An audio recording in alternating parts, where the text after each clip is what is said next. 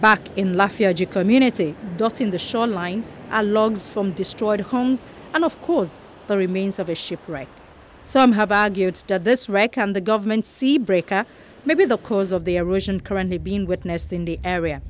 To those who have monitored the occurrences on the coastlines, a lot still has to be done to ensure their safety. For instance, it is difficult to enforce the law that protects the coastline. According to the Merchant Act of 2007, every ship owner is responsible for the removal of his vessel. But like the previous shipwrecks, most owners cannot afford the cost of evacuating a wrecked ship. That is the reason for many being abandoned. However, it is also within the stipulation of the law that if a ship owner cannot afford to remove the wreck, as a matter of responsibility to the people and marine environment, relevant government authorities such as the Nigerian Maritime Administration and Safety Agency, Nigerian Ports Authority, and the Ministry of Transport should collaborate on the removal. These agencies are also responsible for making laws that prohibit non-sailable ships to go on shore. But the game of who is responsible has been a contentious one. In 2013, there was a memorandum of understanding stating that all wrecks within the Lagos Channel that constitute an impediment to marine navigation would be a responsibility of the Nigerian Port Authority, while those outside the channel would be the responsibility of NEMASA as the safety agency. Today, wrecks are still on the Lagos coastlines, wreaking havoc. The Ecological Fund, a special intervention facility under the presidency to tackle ecological problems such as coastal erosion, flood, drought, desertification, oil spillage, and general environmental pollution, is also responsible for intervening at such a juncture so as to remove immediate threats. But so far, the fund has not had any impact. Many have said the federal government's attention is needed to complement the effort of Lagos State government to combat the ocean scourge. If you consider in our constitution, the coast, I think it's 150 meters from the seashore, is actually federal territory anyway. And the federal government has a massive amount of money from the Ecological Fund, which is specifically meant for these sort of emergency interventions to protect lives and property in threatened areas. The federal government defaulted, the state government filled the gap. And I think they've really done more than they would have been expected to do. One hopes that they will do a bit more, but one also hopes that this ridiculous disconnect and this infantile, foolish politics that's been playing along, federal, you're not with me, states, all will stop. And the people who are controlling these various agencies will start to do the job that they're employed to do. The Lagos State government has shown commitment to implementing its mega-city project, which involves land reclamation for the Eco-Atlantic City project and the export processing zone.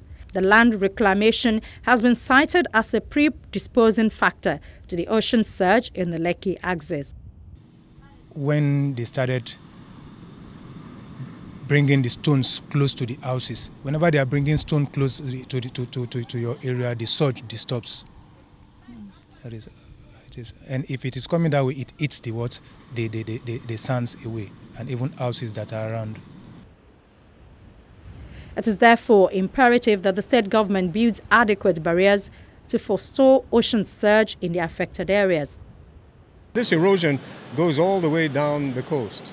It's just exacerbated here because of the nearness of the last groin that was made at Okoafo. But it goes all the way down the coast, and the coast needs to be protected. Environmentalists have said the persistence of the surge creates the impression that the state has been tackling the menace with palliative measures. Well, the groin will not necessarily stop it. What happens is that you're just pushing it away to the next place that is not fortified. Because of the current as it flows downwards towards the east. So what happens is that when that current flows, it flows away from where the groins are, then it starts eating up where there are no groins. So the best thing to do is to continue it to a place where it will not affect it as it's affecting it right now. Because I tell you what, it is really, really eating it, and it's eating it very fast. Meanwhile, in 2016, the Lagos state government said it has earmarked 36 billion naira for the construction of 18 groins, otherwise known as sea breakers, that will help address the challenges of ocean surge. Each of the groins would be constructed at a cost of 2 billion naira along the entire length of 7.5 kilometers. Environmentalists warn the erosion will always continue eastward of the groins due to the west to east ocean current flow. They say it is imperative that these groins are erected all the way down the coast, warning that the country shall be courting a disaster of unprecedented proportions on this fragile coastline, where the shoreline beach buffer between the ocean and the low-lying inland area of Lekki, which is now only 30 meters away from the ocean in some places. Because it was only state government, they only have a certain amount of power. This is emergency money. God knows where they were able to pull this money out of. Because, money that could be going to the states, a certain percentage is taken for the Ecological Fund. So that's where the money for this intervention should be coming from, the Ecological Fund. And people are asking, why hasn't money come from the Ecological Fund? What's happening to the Ecological Fund money? And there's people who are now saying, we are following the money. We're following that money. Wherever you're keeping it, we're going to follow it, we're going to unearth it, and we're going to make sure that this money gets back to the people for whom it was designated to be used in the first place. It is predicted that by 2050, the seas might have risen 1 meter and places like Lagos will be underwater. Although the cause of sea level rise is due to global warming, coastline neglect leading to erosion such as this can aggravate a disaster in the already vulnerable areas. We need to protect the environment. We need to remember that this environment is a God-given creation that is actually our life support system and our children's life support system. The least we can do if we want to claim to have any iota of responsibility in our hearts and our minds, that if we want to justify the proclamations of love that we keep expressing for our children, the least that we can do is to protect, care, and look after their very life support systems. Are you hopeful? I'm very, very hopeful, because one thing I've noticed, a common denominator that runs across mankind, and particularly womankind, is a deep, genuine love for their children.